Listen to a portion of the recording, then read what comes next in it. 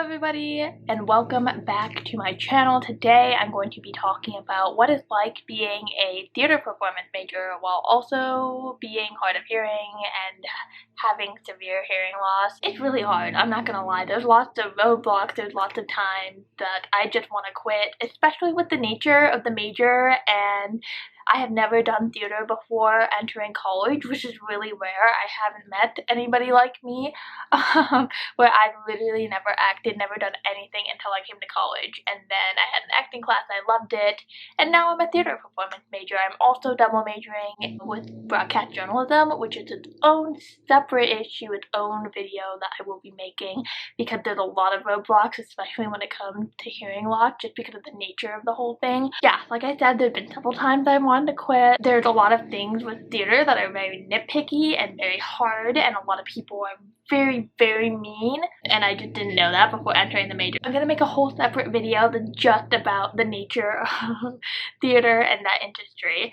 But whenever I tell people I am a theater performance major, I get one of two things. The first thing is people telling me that it's so useless, that it's so hard to get a career as an actor or an actress, and it's just like a useless major. And then the second thing that I get is, oh my god, how do you do that? You literally can't hear anything. So, like I said, I'm gonna make a whole separate video about the first thing that I get. But we're gonna talk about the hearing loss because it is so hard. And it's like kind of one of the big reasons why I ask myself, what the heck am I doing every single time that I go to rehearsal for a show or I do theater stuff. But we're just going to talk about it because I think it is important. And you don't really see a lot of hearing loss representation, a lot of deaf representation in the theater sphere. If you like this type of content and you want to see more, please give this video a huge thumbs up and subscribe. I'm so excited to be making more videos like this, and let's get started. So the first thing that I want to make very clear if you decide to go into theater and you have a hearing loss is that it is very hard. It's very different in relation to other majors where you can talk about your accommodations and the things that you need and you can get those done very seamlessly. Theater is a whole different ball game because everything that we do is performance-wise, it's talking to people, there's lots happening at the same time and you can't always accommodate that. Most of the time you can't. Like in my acting class, I didn't have captioning because I couldn't look at my phone and see what the professor was saying and what everybody was saying because the reaction time has to be really, really fast, especially if you're doing improv. It's really hard. So you have to be really upfront with your professor in your theater classes, especially acting, and something that's not a traditional lecture setting, because it is really, really hard and you're gonna have to go through a lot of trial and error to figure out what works best for you. And I still don't get everything that people are telling me. I still don't, especially with masks, right? It's really hard, but I just have to remember how much I really love it and I love the work, which is why I continue to do it. But you need to be really upfront. You can't hide things. I know, especially with disability plans, you don't have to talk to the professor that much. You don't have to tell them what your disability is. You really have to with theater because the whole point of a theater major is communication, and you can't communicate with people if they don't know how to best communicate to you. So you have to be very upfront with it, and a lot of theater majors and professors and people in the field are very outgoing and very, very outspoken, so you have to make sure that you get your voice in there because it's really hard. I identify myself as an extrovert. I think I'm very extroverted, very outgoing, very all over the place, to the point where I think it's too much sometimes. But oh my goodness, if you put me in a room with all the other theater majors at my school, I can't even get a word in. It is it's hard, right? That's just like the nature of it, and these people have been doing it their whole lives and I just started, right? So it's a whole different ball game there. But you have to be really outspoken and you have to kind of butt heads sometimes because it's not you being annoying, it's just you telling other people what you need. So the first thing is when you go into your classes, you have to have that conversation, and a lot of the times at first I would just like brushed off like, oh, like I'm older, I also have a hearing loss, like blah blah blah blah blah. Like when my professors was like, oh, I don't even hear that well, I'm like 80. Well, No, it's not the same thing. So you need to really be upfront, and if something isn't working in class, you need to tell the professor. And it is different in the fact that if you're doing games with people, a lot of theater classes do that, or if you're doing a lot of collaborative work, you're gonna have to tell the other people in the class and the other students. I mean, you don't have to, but in my opinion, it is the only way to succeed and do really well. And you need to let everyone know your situation, because how are they gonna know, and how are they going to communicate with you if they don't know the things that you need? Like for me, I need people to talk slower, talk deeper, enunciate their words, eye contact, all of that stuff, and it's really easy to forget that in the moment, especially when things get really heated in theater classes. So you need to tell them that. It is essential, and it's not you being annoying, and if the other theater students think it's you being annoying, then honestly, like, who cares?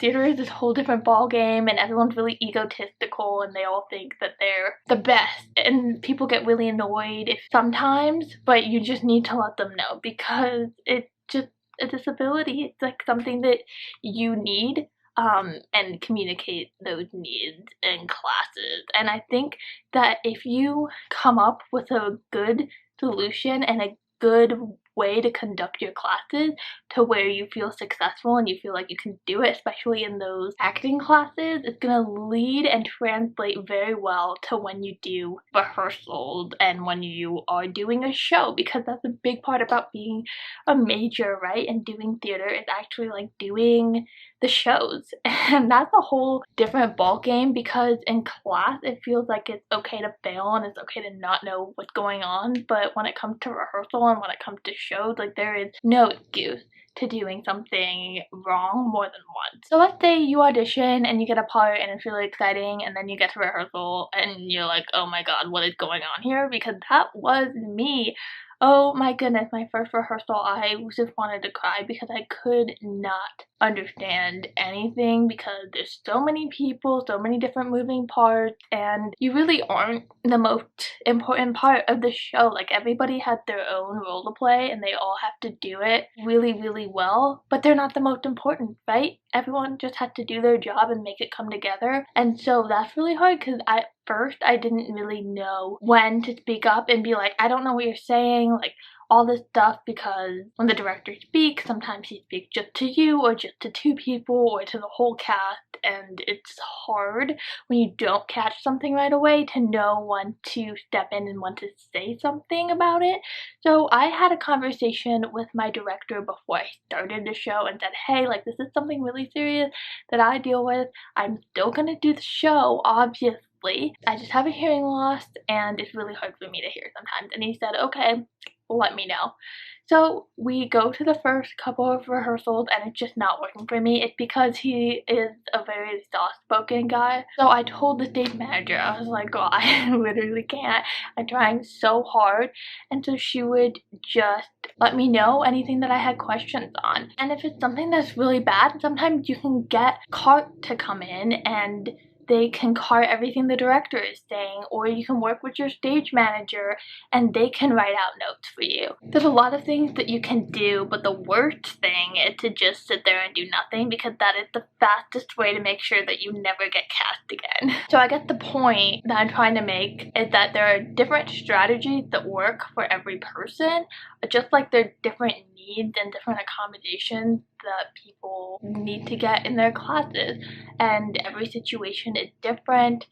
Sometimes different shows and different directors are different depending on whether or not you can hear their voice as well.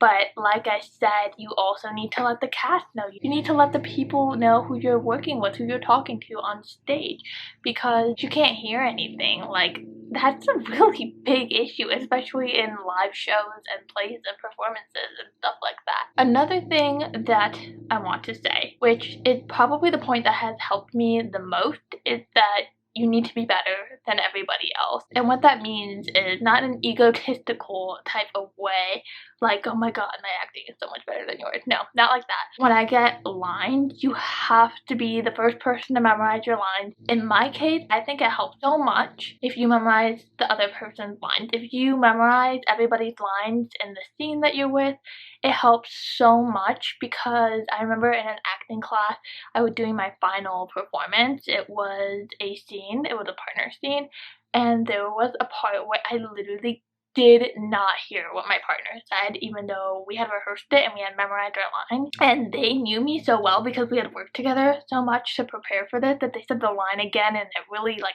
added to the scene actually. But I learned my lesson there, and now I just learn everybody's lines that I'm in the scene with. It's a really good practice anyway to really be knowledgeable about what's happening in the scene and not just know your part. But if you know everybody's part, even if you miss something, you can know where to go from there. So that's what I mean by you have to be better than everyone else, and I think it has made me better. Theater is really subjective. Sometimes, you know, being cast is not always about your talent. Like a lot of the times it's just not about talent. It's about if you look the part, if you fit the part. There's a lot that goes into theater and shows and casting, and I'm taking a directing class next semester and I'm really excited to really find out more about what goes into it. But the best thing you can do if you are disabled and you really want to go into something that you know is going to be really hard is to first of all love it, so that you are passionate about it and you are willing to work through the hard part. But second of all, you just have to work harder and be better. It's just like anything else where you have to work harder to do things. It's just really hard and really strenuous work, and it like takes a toll mentally, especially when you have to really focus all the time. But if you know your part really well, if you memorize your lines, like just really focus and do a lot of work outside of rehearsal and outside of class, then it works really, really well. So that's for theater. I have also acted in quite a few student works this past semester, so it's basically like film work, right? Where they have all the cameras, they give you a script beforehand, and it's like a whole day thing for a 3-minute film. And I gotta say, I love that so much more just in terms of work, because the only work that I have to do is memorize my lines and be good character-wise. Otherwise, they have everything like set up and you can do your lines over and over again if you mess up, if you didn't like the way you delivered things. It's just a lot more low stress work, which is why I do like film better than traditional theater work because it's just easier on my disability. And I just like it. I'm also a comm major, like I said, so I just love the ins and outs of that. So I think once you master theater and you know what you're doing there, translating it to film, it's just so much fun and so much easier in my personal opinion. But yeah, I think it's really unfair sometimes when people kind of judge the fact that I'm doing something and they know that's going to be really hard on me because I can't hear things. Just because there is deaf representation in film, right? A Quiet Place, the actress that plays the daughter, she's a completely deaf actress. There's so many deaf actresses out there. Well, not so many. There needs to be more representation, but there are deaf actors and actresses out there and people that do theater. So I definitely think there needs to be more representation, and I'm here to tell you that if you really want to do it, you can do it.